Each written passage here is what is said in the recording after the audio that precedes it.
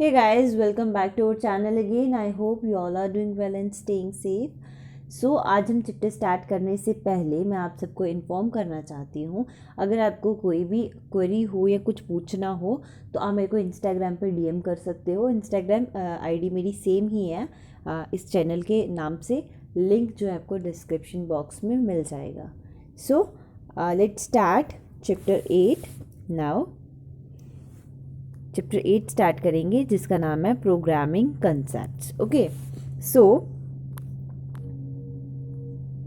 Let's start. Program can be defined as a set of instructions that need to be executed to accomplish a computing task. A person who writes or performs a program is known as programmer. Programmer uses some specific language to write programs which is known as programming language. Example C++, Java, etc.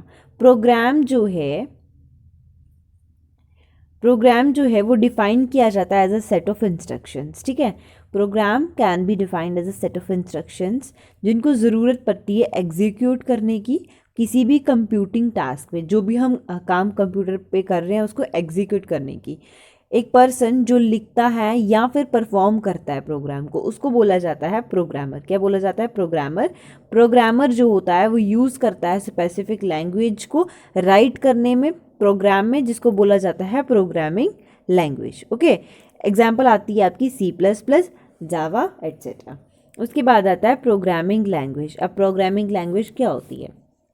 It is a set of commands, instructions and other syntax use to create a software program. ये जो है set of commands है, instructions है और बाकी के जितने भी सिंटैक्स यूजेस होते हैं किसी भी सॉफ्टवेयर प्रोग्राम को क्रिएट करने के लिए। Programming language must be simple, easy to be learn and use. It must be consistent in terms of syntax and semantics. ठीक है, सो प्रोग्रामिंग लैंग्वेज जो होती है ये बहुत सिंपल और इजी होती है और इजी टू यूज़ होती है। लर्न भी जो है इजीली इसको कर सकते हैं और इसमें कंसिस्टेंट जो होता है in terms of syntax and semantics, वो भी क्या होता है उसमें। ठीक है, programming language are mainly categorised into 3 parts. कौन कौन सा पार्ट है? First one low level language, LLL, low level language. ठीक है, these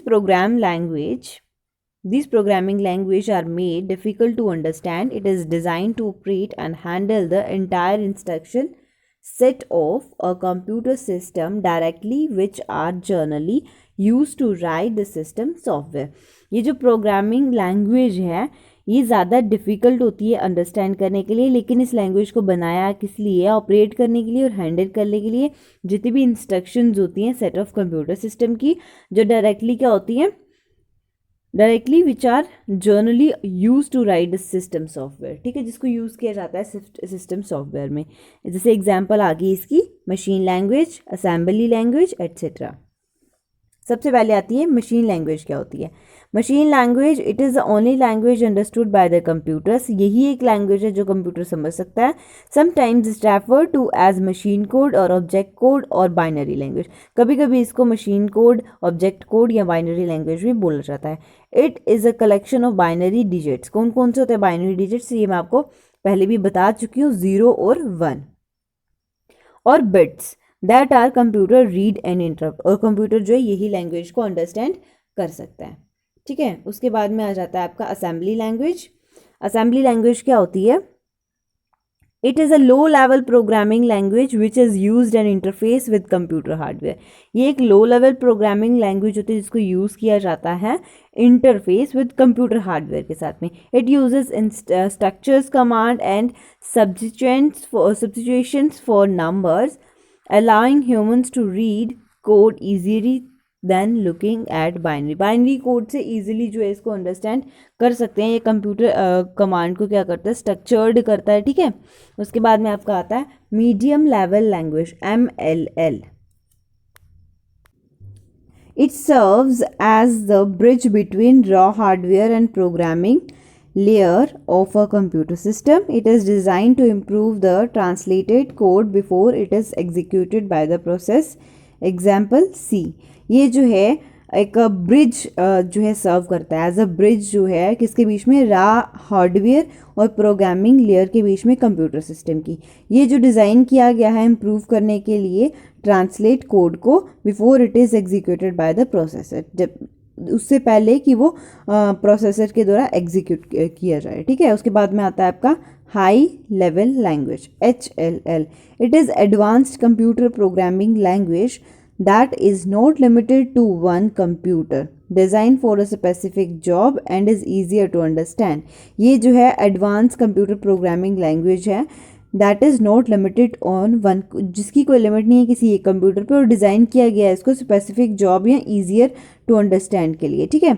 the main advantage of high level language or low level language is that they are easier to read. इसका जो main होता है क्या है, ये ईजियर टू यूज़, रीड होती है, राइट होती है और अंडरस्टैंड होती है। एग्जाम्पल आ गई BASIC, C, Fortran, Java, Pascal etcetera. Okay,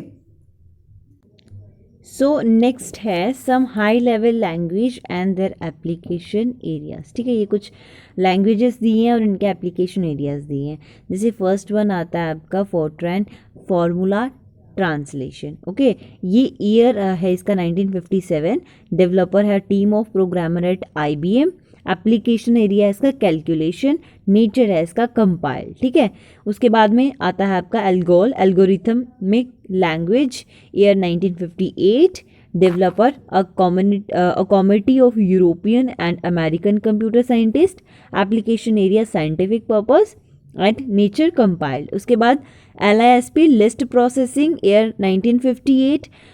developer John McCarthy at the Massachusetts institute of technology MIT। Artificial intelligence इसका एप्लीकेशन एरिया एंड नेचर है इसका कंपाइल्ड एंड इंटरप्रेटेड। उसके बाद COBOL common business Orient language, year है 1959।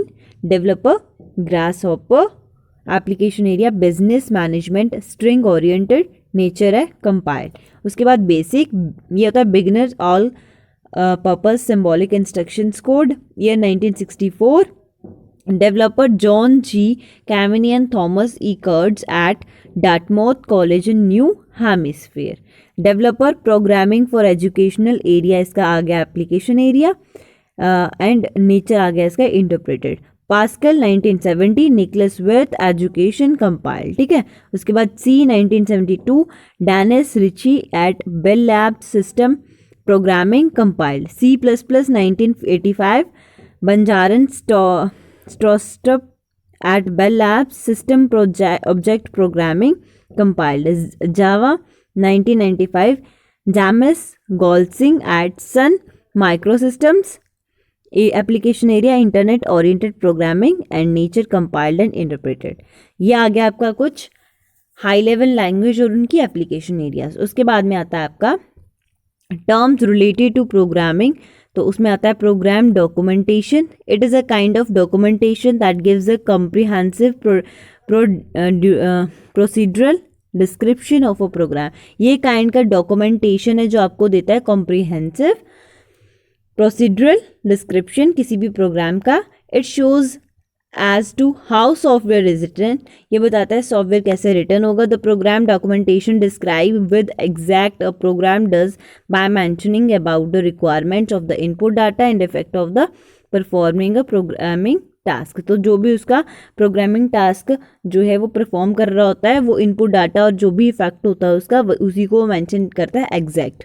OOPS stand for Object Oriented Programming, in which the programs are considered as a collection of objects. Each object is nothing but an instance of a class. उसके बाद debugging, it is the process of locating it fix or bypassing bugs error in computer programs code.